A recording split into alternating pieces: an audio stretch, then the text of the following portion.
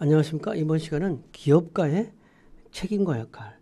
기업가는 무한 책임을 갖는다고 그랬잖아요. 그럼 무한 책임을 가지는 기업가의 역할과 책임은 무엇인가? 이런 부분에 대해서 학습하도록 하겠습니다. 특히 지금처럼 환경 변화가 어떤 빠르고 또 특히 4차 산업혁명이라고 하는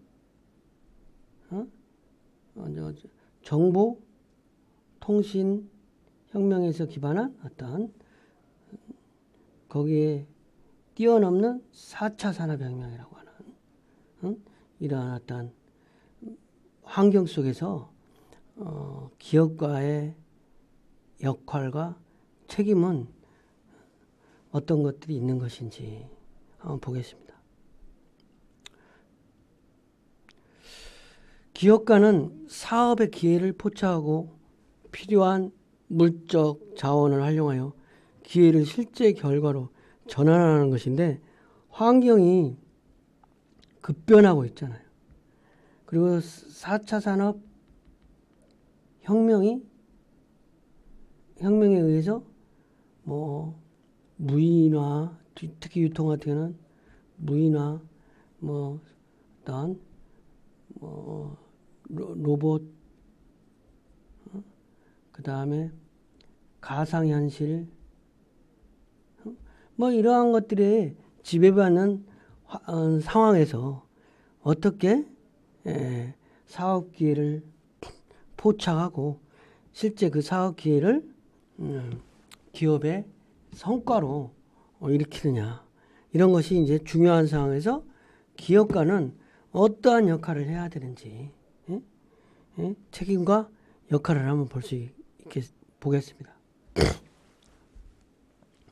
먼저 기업가는 사업기회의 포착과 사업 구상을 한다. 환경 변화 속에서 사업 기회를 포착해야 된다. 이거는 이제 아이템을 발굴하는 거하고 똑같은 거지. 어떤 업종을, 어떤 사업을 할 것인가. 이게 결정이 되면 많은 사업이 그 사업기의 포착으로서 상당 부분, 많은 부분이 기회가 있기도 하고 없기도 하는 거예요. 지금 최근에 내가 어떤 보면 요즘에 반려동물이 동물 산업이 막 성장하고 있잖아요. 그래서 제가 최근에 어떤 본 부분이 반려동물 양로원, 이런 사업 현장을 가봤어요. 우리나라 최초로 생긴 거야. 사람 양로원이 아니라 반려동물 양로원. 근데 많은 사람들이 다 될 것 같다고 그래. 근데 이 반려동물 양로원이라는 사업 기회를 포착해서 이 사업을 추진하겠다고 해서 실제로 이 사업을 되겠다고 하는, 그전에도 아이디어였지만 실제로 사업화로 하는 거 어려운 얘기인데 실제로 현장 가보니까 있어요. 그래서 우리나라 양로원 가족들 면회소처럼 반려동물 면회소. 그러니까 반려동물이 너무 20년 살면은 19년 이렇게 살면 거동을 못 하니까 반려동물을 누가 케어해 줘야 되잖아요. 그러니까 이 양로원에서 케어하는 거예요. 어떤 안락사 시키기 전까지. 안락사 시킬 수가 없으니까. 그런 것들처럼 이런 사업기를 보는 거지. 남다른 통찰력, 인지하지 못하는 아이디어를 만들어내가지고 창조적 사고력과 통찰력으로 보는 거죠. 물론 이게 이제 이런 것도 있을 수 있죠. 다른 나라에서 보고 선진국의 상황을 보고 한국에 와서 접목시키는 이런 것도 있어요. 근데 이제 이게 막 점점점 사라지는 게, 우리나라가 선진국 되어야냐.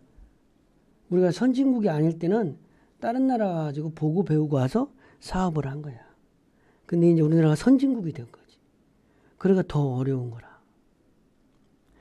그 다음에 책임과 역할은 두 번째는 사업 실행. 기회를 실행으로 해야 되는 거예요. 기회만 있다고 되는 게 아니라 실행을. 기회를 포착한 거를 사업화시키는 거지. 위험을 예측하고 판단하여 실무 지식뿐만 아니라 정보를 신속하게 활용할 수 있어요. 근데 지식이 좀 풍부해야 되는 거야. 반려동물 양로원 하는 분이 양로원이라든지 반려동물에 대한 심리 이런 거를 잘 아니까 사업을 하는 거지. 그걸 모르는데 반려동물 양로원을 할 수가 없잖아요. 그죠? 만약에. 그 다음에 이제 또 다른 하나는 이해 집단과의 우호적 관계를 해야 돼요. 이해 집단. 이해관계자 집단. 정부. 뭐 톱니바퀴 같은 거 하잖아. 기업을 둘러싸고 있는 관계가 정부, 시민단체, 고객, 그다음에 근로자, 모든 이해관계, 이해관계자들, 기업과 관계 있는 이해관계자들을 어떻게 잘 관계를 유지하는 건가. 그래서 어떤 자원을 조달 금융기관, 대학, 정부, 지방자치단체 도움을 받고 생산과 판매를 하는 어떤 뭐 고객사들과 관계, 다양한 네트워크 확보와 우호적 관계 유지 능력이 요구된다는 거죠.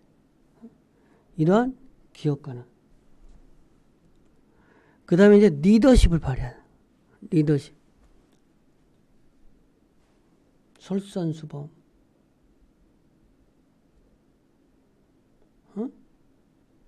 솔선수범. 그 다음에 서포트, 지원. 조직 구성원들의 능력을 파악하고 스스로 동기부여할 수 있도록 해줘야 되고 이런 거에 비전을 제시해주고 열정적으로 할 수 있도록 동기부여를 해줘요. 참여, 솔선수범 이런 걸 통해서 조직원들이 스스로 참여할 수 있도록.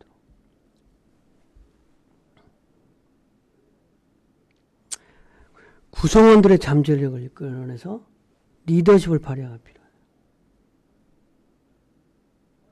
자, 아무튼 스스로 동기부여가 될 수 있도록 지시에 의해서가 아니라 명령에 의해서가 아니라 스스로 동기부여가 되도록 그러한 시스템을 또 만들어야 되겠죠.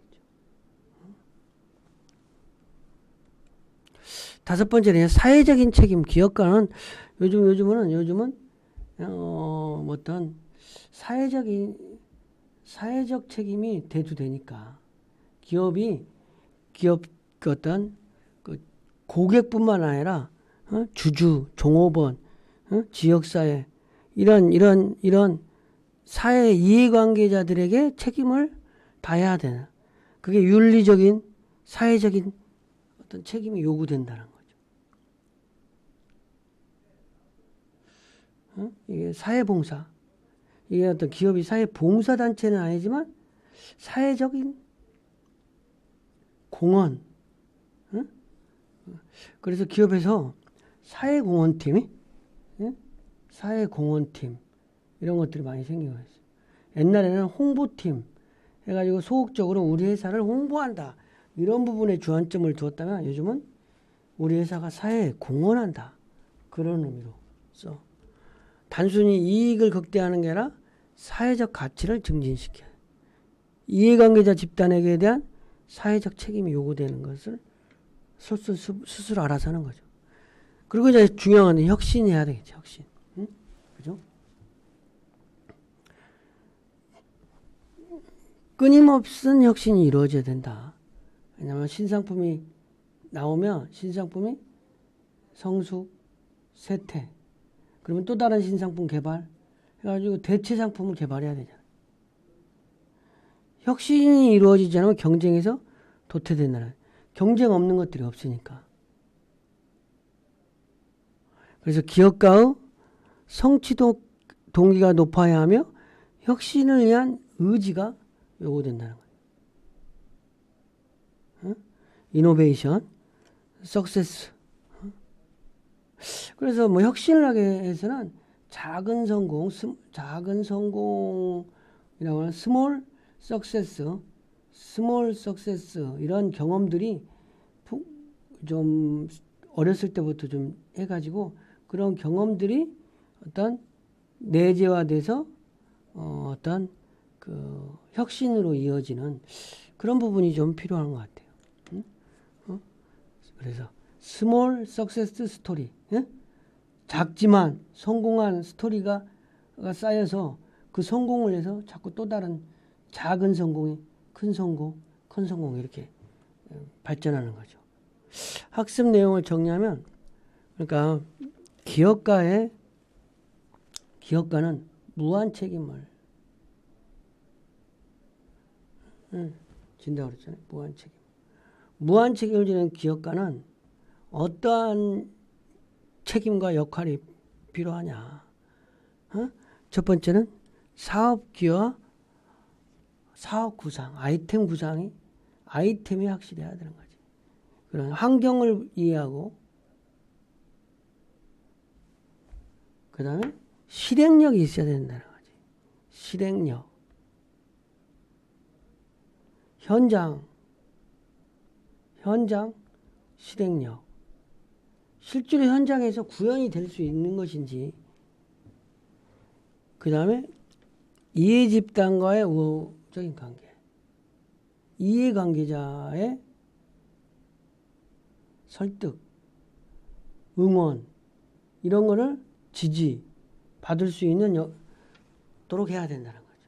이해관계자 집단. 상당히 또 아이러니한 경우가 있을 수 있어요. 뭐 너무 어떤 우리나라 같이 조금 양극화된 집단사회에서 이쪽에 우호적인 관계라면 이쪽에서 X, 또 이쪽에서 이쪽을 우호하면 이쪽이 X. 막 이런 부분은 좀 또 다른 문제지만 그래서 기업은 여기도 오케이 받을 수 있는 그러한 노력들이 좀 필요한 거야. 그죠? 그 다음에 리더십을 발휘한다든지 솔선수범하고 사회적인 사회 공헌 그리고 지속적인 혁신 이런 것들이 어떤 기업가의 역할이다. 이렇게 이야기할 수 있겠습니다. 이번 시간 강의를 마치겠습니다.